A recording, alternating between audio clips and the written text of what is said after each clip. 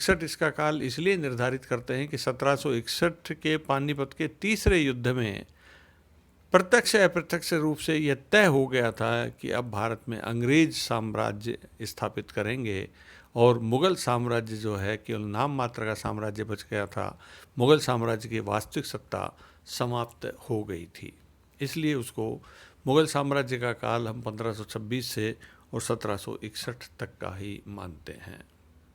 इस प्रकार हम ये कह सकते हैं कि मध्यकालीन भारतीय इतिहास जो 1000 से 1761 ईस्वी तक का है अध्ययन काल जिसका, उसको हम दो भागों में विभाजित करके उसका अध्ययन करते हैं। प्रथम भाग है दिल्ली सल्तनत और द्वितीय भाग है मुग़ल साम्राज्य। दिल्ली सल्तनत का जैसा मैंने आपको बताया था कि विधिवत रूप से उसकी स्थापना 1206 में हुई थी। यद्यपि मुस्लिम आक्रमण महमूद गजनवी के समय से ही 1000 ईस्वी के आसपास से ही प्रारंभ हो गए थे, इसलिए मध्यकालीन भारत का जो हम समय निर्धारित करते हैं वो 1000 से निर्धारित करते हैं। लेकिन वास्तविक रूप में मुग़ल भारत में मुस्लिम साम्राज्य की स्थापना कुतुबुद्दीन ऐबक के समय से मानी जाती है, जिसने 1206 में यहाँ पर सुल्तान के रूप में अपना राज्याभिषेक किया था।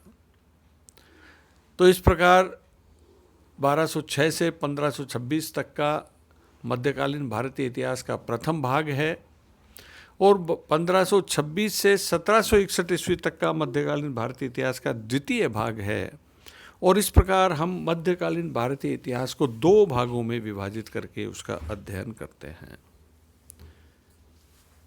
अब हम जहाँ तक सिलेबस की बात है, मैं आपको सिलेबस के बारे में भी बताना चाहता हूँ, लेकिन विस्तृत रूप से आप सिलेबस के बारे में जानकारी प्राप्त करने के लिए राजऋषि मत्स्य भर्तृहरि विश्वविद्यालय द्वारा निर्धारित सिलेबस को आप उनकी साइट पर देख सकते हैं और समझ सकते हैं कि यूनिट वाइज जो 3 यूनिट हैं उनमें कौन कौन से टॉपिक समायोजित किए गए हैं और उसी के हिसाब से अपने को अपना अध्ययन करना है। जहाँ तक पुस्तकों का सवाल है, BL गुप्ता और पेमाराम की पुस्तक सरल भाषा में है, आप आसानी से समझ सकते हैं। आशीर्वादी लाल श्रीवास्तव की पुस्तक अच्छी पुस्तक मानी जाती है। हरिशंकर शर्मा की पुस्तक भी अध्ययन की दृष्टि से अच्छी पुस्तकों के रूप में मानी जाती है। और अनेकानेक पुस्तकें हैं, विशिष्ट टॉपिक्स पर अलग अलग राइटर्स की पुस्तकें भी उपयोगी हैं, जिनके बारे में हम समय समय पर